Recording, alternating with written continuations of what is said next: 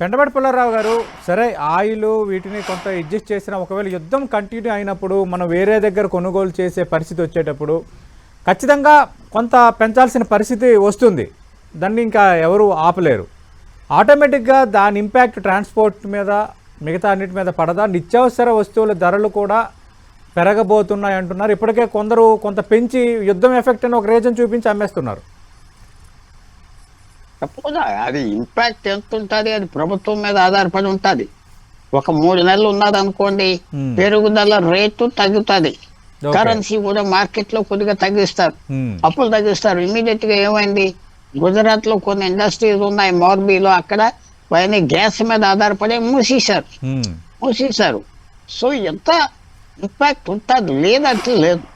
అంత పెద్ద ఇంపాక్ట్ ఉంటుంది అంటే ఒక 30 రోజులు 60 రోజులు ఏదో తాపత్రయాలు పడతారు అంతే. భారతదేశంలో మనం ఒక స్పెక్టేటర్ యుద్ధానికి, మనం డైరెక్ట్ గా లేవు కాదు, మన మీద ఆధారపడి మన మీద ఇంపాక్ట్ వస్తుంది కానీ స్పెక్టేటర్ అంటే మనకి చైనాతో యుద్ధం కాదు, స్టాండ్ ఆఫ్ కాదు, పాకిస్తాన్ తో కాదు, మనం వాచ్ చేస్తున్నాం. మనకి ఆర్థిక వ్యవస్థ చాలా ఇంపార్టెంట్ విషయాలు ఉన్నాయి, 1 కోటి మంది ఉన్నారు, అక్కడ ఉన్నారు, ఏమి ఉన్నాయి. కానీ ఒక దేశం, ఇంత పెద్ద దేశంలో ఒక్కోసారి సెట్ బ్యాక్ వస్తుంది. 2 నెలలు 3 నెలలు తట్టుకోవాలి. ఇదంతా ఏదో రాసిన రూల్ రాయలేదు, ఇది ఏదో కంప్యూటర్ ప్రోగ్రామ్ కాదు. మనం చేస్తున్నాం, ఇతర దేశాలు చేశారు, మన మీద ఇంపాక్ట్ వస్తుంది. కాబట్టి ఇది మనం క్వశ్చన్ చేసుకోవాలి. కొన్ని రోజులు ప్రాబ్లం ఉంటుంది, కొద్దిగా గ్రోత్ రేట్ కొద్దిగా తగ్గుతుంది, రికవర్ అవుతాం. కోవిడ్ తర్వాత రికవర్ అవుతున్నట్టుగా అవుతాం, ఎందుకంటే ఫండమెంటల్స్ బాగున్నాయి. అన్నింటికంటే ముఖ్యంగా చూడవలసిన ఏంటంటే, ఇంకా యుద్ధాల కంటే నాలాంటి వాళ్ళు ఆర్టిఫిషియల్ ఇంటెలిజెన్స్ వస్తుంది, పాత ఇండస్ట్రీస్ చచ్చిపోతున్నాయి, సాఫ్ట్వేర్ అయ్యి లక్షల మంది ఇస్తాం, దానికి ఏం చేస్తాం మనం ప్లాన్ చేసుకోవాలి.